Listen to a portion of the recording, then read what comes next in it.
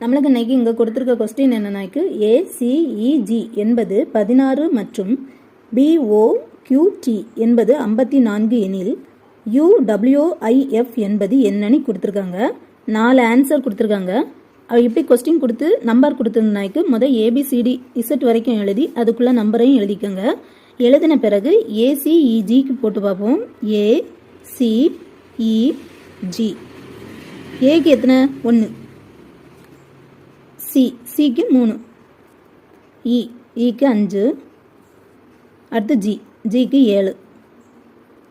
கூட்டி பாருங்க. 7ஐயும் 3ஐயும் 7ஐயும் 3ஐயும் கூட்டினாய்க்கு 10, 5ஐயும் 1ஐயும் கூட்டினா 6, அப்போ 16.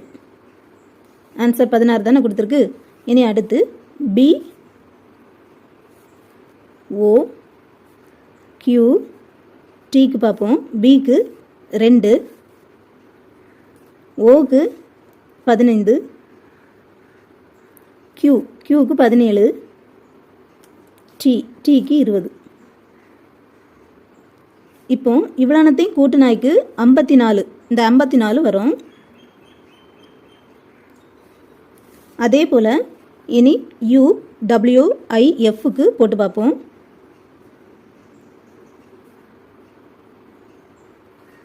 யுவுக்கு 21, டபிள்யூவுக்கு 23, ஐக்கு 9, எஃப்க்கு 6.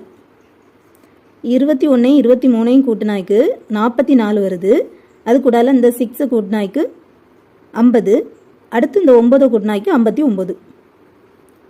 இப்போ இந்த 59 இதில் எங்கே இருக்குன்னு பார்ப்போம். ஏல தான் இருக்குது 59. ஆன்சர் ஏ தான் நம்மளுக்கு ஆன்சர்.